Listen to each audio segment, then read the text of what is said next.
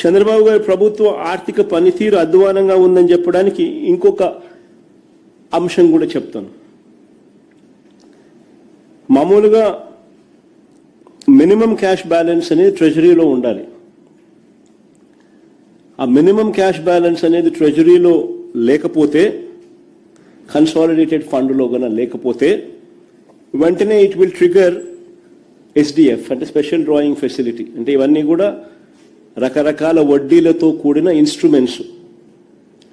రాష్ట్ర ప్రభుత్వ ఖజానాలో డబ్బులు ఎప్పుడైతే లేకుండా పోతాయో అప్పుడు ఇమీడియట్గా ఫస్ట్ ట్రిగర్ వడ్డీతో కూడిన స్పెషల్ డ్రాయింగ్ ఫెసిలిటీ ఎస్డిఎఫ్ అంటారు, అది ట్రిగర్ అవుతుంది.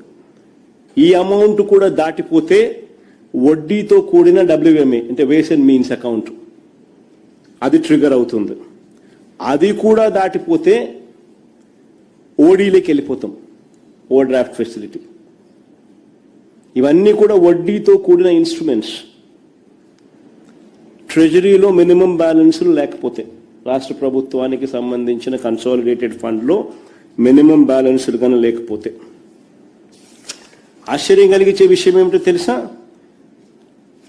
ఏ కష్టాలు కూడా చంద్రబాబు నాయుడు హయాంలో లేనప్పటికీ, మా హయాంలో అన్న కోవిడ్ లాంటి విపత్కర పరిస్థితులు చూసినాం, రకరకాల ఇబ్బందులకర పరిస్థితుల మధ్య రాష్ట్రాన్ని నడిపినాం. కానీ చంద్రబాబు నాయుడు గారు ఏ కష్టాలు లేనప్పటికీ 2024-25లో మినిమం నగదు ట్రెజరీలో ఉన్న రోజులు ఎన్నో తెలుసా? కేవలం 8 రోజులు. అంటే 365 రోజులకు 357 రోజులు ట్రెజరీలో మినిమం బ్యాలెన్స్ కూడా పెట్టలా.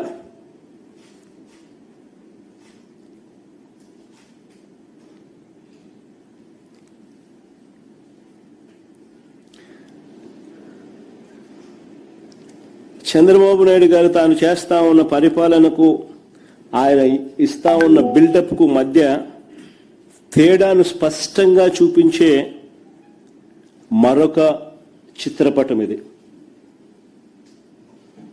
మరొక పెయింటింగ్ ఇది.